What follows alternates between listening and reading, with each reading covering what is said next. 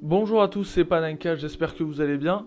Comme vous l'avez sûrement vu, la GIA a fait un match nul, 2 buts partout face à Grenoble, alors qu'elle menait 2-0 et qu'elle aurait pu même mener 3-0 avant de se faire remonter. Il y a eu pas mal de choses et de faits marquants dans ce match, donc bienvenue dans ce nouveau débrief. Je n'ai pas de transition, bim bam boum, c'est parti.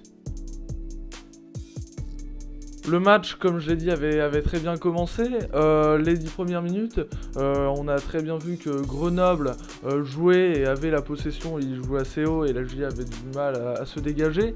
Mais sur quelques ballons, on a vu que la GIA pouvait être très très incisif, à l'image de ce premier pseudo face à face.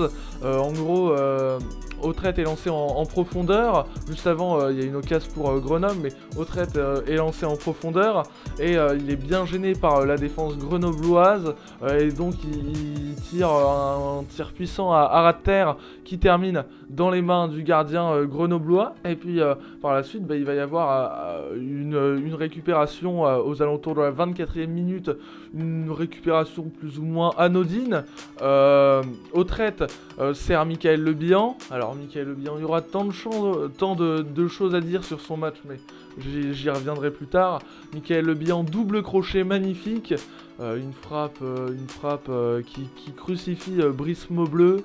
Donc un but à 0 pour la GIA, 14e but de la saison pour Le Bihan et 5e passe décisive pour Mathias Autrette, l'ancien Brestois qui effectue sa 5e passe décisive de la saison. À la 29e minute, il y aurait pu avoir un péno sifflé pour Grenoble, mais ça nous rend service. Il n'est pas sifflé. Bon, alors certains diront qu'il y a péno, d'autres non. Pour moi, il y avait pénalty parce que Léon prend quand même la jambe de Moussa Djité, je crois. Mais en tout cas, le pénalty n'est pas sifflé par Monsieur Bartholoméu Varela. S'ensuit juste avant la mi-temps plusieurs grosses occasions pour la GIA. Et à la mi-temps, donc, un but à 0 pour les Iconais qui jouent en contre, mais qui arrivent tout de même à se créer pas mal de situations. 51e minute, j'ai noté. Michael Le Bihan dans un angle fermé. Il est servi, il est dans un angle fermé. Il va provoquer le gardien grenoblois et il fait une petite louche par-dessus pour Hamza Saki qui prend deux volets. 2-0 pour la GIA, 4e but de la saison pour Hamza Saki, 6e passe décisive de la saison pour Le Bihan. Et puis alors là, à la 60e minute, c'est clairement le tournant du match. Juste avant, l'entraîneur grenoblois venait de faire 4 changements, ou alors il les fait juste après, mais bref, en tout cas, voilà, il va y avoir des changements. 60e minute, il y a une double faute dans la surface pour la GIA, donc double faute des grenoblois. Penalty que s'en charge Michael Le Bihan. Il y a un petit litige de 3 minutes, on le voit, il est bien concentré, il tourne autour du ballon, il le prend, machin, voilà. Penalty raté. Second pénalty raté de la saison pour Michael Le Bihan. Clairement, c'est le tournant du match parce que on va voir que la GIA va suffoquer par la suite. De la 60e à la 69e, la GIA suffoque. Il va y avoir une dernière occasion à la 69e, une 69e minute totalement folle puisque Michael Le Bihan est trouvé dos au jeu à 25 mètres du but. Il la glisse en talonnade à Mathias Autrette qui crochette deux joueurs, je crois, avant de tirer, mais sa frappe est trop écrasée. C'est dommage, mais ça sera la dernière occasion pour la GIA, puisqu'on voit que sur la contre-attaque, Grenoble a une action. À partir de ce moment-là, la GIA ne s'en sortira plus. Péno non sifflé sur une main de Djouba. Alors certains diront qu'il n'y a pas main, il y a juste coude, mais c'est en gros, pour ceux qui ne savent pas et qui n'ont pas les images, il y a un corner, le ballon rebondit et en gros il essaye de rentrer son coude, mais ça le touche quand même et en fait ça fait que ça dévie le ballon sur Lloris et voilà. Mais il y aurait pu avoir penalty, il n'est toujours pas sifflé. Et puis par la suite, même pas 2 minutes plus tard, sauvetage sur la ligne de Gauthier Lloris qui sauve le ballon avec sa tête.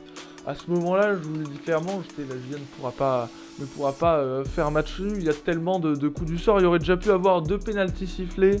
On sauve un ballon sur la ligne. Je me dis, voilà, voilà, elle est pour nous cette victoire. Enfin, la GIA va être récompensée de ses bons matchs, de son bon début de saison. Je me dis enfin peut-être une belle deuxième place. Et bah non. Dans la foulée, aux alentours de la 76e, 77e, il y a un centre il y a une petite erreur de main, je crois, de la part de Donovan Léon, mais bref, il y a but des Grenoblois. Là, ça va être très chaud. Il y a Ali Ndom qui rentre. 1 minute 30. Voilà, c'est 1 minute 30, carton rouge. Carton rouge d'Ali Ndom, il est amplement mérité, sa faute est horrible. Je sais même pas pourquoi il va faire faute là, puisque la GIA n'est pas en danger. Et puis, c'est ces arrêts de jeu qui vont nous être fatals. Un dernier corner grenoblois, une erreur de marquage et Loïc Nestor qui crucifie Donovan Léon. Pour moi, il n'y a pas d'erreur de main de la part de Donovan Léon, mais c'est frustrant. 2 buts partout. La GIA qu'aurait pu s'en sortir, qu'aurait pu être deuxième en attendant le match de Toulouse, mais que c'est dommage. Donc on va passer un petit peu au top et au flop. Comme top, même s'il rate le péno et que c'est un petit peu le tournant du match, je suis obligé de mettre Mickaël Le Bihan.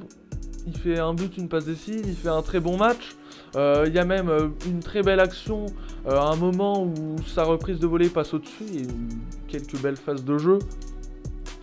Obligé de le mettre dans les tops malgré son penalty raté. Ça arrive à tout le monde.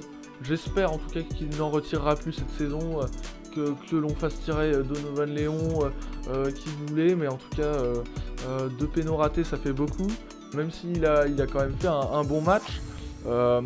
Comme flop, parce que j'ai pas mis 36 tops, comme flop, les changements de Jean-Marc Furlan, Kevin Fortuné,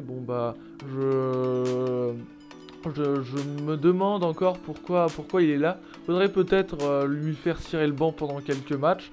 Faudrait peut-être lui laisser le temps de revenir petit à petit. Je sais pas, quitte à ne pas le convoquer. Quand on voit Yanis Begraoui qui n'est pas sur la feuille de match, même si ce sont 2 profils totalement différents, quand on voit Begraoui qui a quand même marqué cette saison, certes Fortuné a marqué mais c'était sur penalty.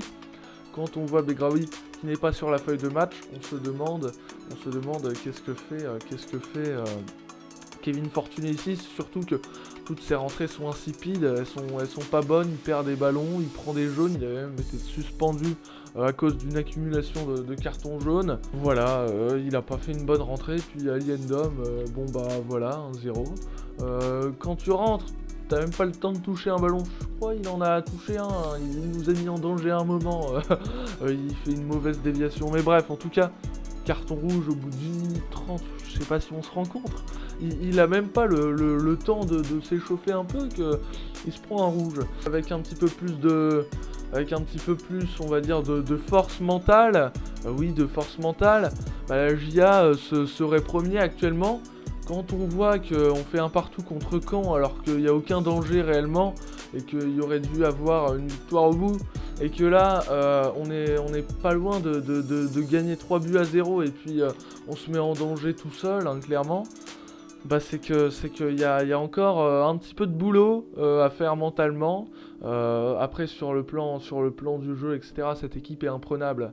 Cette équipe est imprenable, est invincible. Mais elle ne prend pas assez de points, c'est ça qui est dommage. Facilement accrochable, difficilement prenable en fait. C'est ça qui est dommage. On s'en sort pas bien du tout. La GIA doit être 5ème, je pense. Je n'ai pas regardé le classement. J'avais prévu de faire une vidéo qui n'est pas sortie, mais je prévoyais de dire que si la GIA veut entre guillemets espérer jouer quelque chose et ne pas trop mal s'en sortir de ce mois de janvier difficile et douloureux, il faudrait au minimum accrocher 9 points. Mais bon, commencer par 2 matchs nuls alors qu'il y aurait pu avoir 2 victoires tout simplement, même une victoire, personne n'aurait craché dessus et avec 3 points en plus, j'imagine pas le bond au classement énorme, mais bon du coup bah c'est comme ça, c'est la vie. C'est dommage, c'est dommage. En tout cas, bon bah, on se retrouvera normalement la semaine prochaine pour le débrief du match contre Châteauroux. N'hésitez pas à me donner vos tops et vos flops dans les commentaires. Bon, je pense que j'ai pas été très long pour ce débrief. Mais bon, je suis quand même... je pense que la GIA sera un jour récompensée de ses beaux efforts. Parce qu'elle mérite actuellement mieux qu'une 5e place au coude à coude avec le 6e. Bon bah donc voilà, c'était Panenka. Abonnez-vous, like et partagez. Tchuss.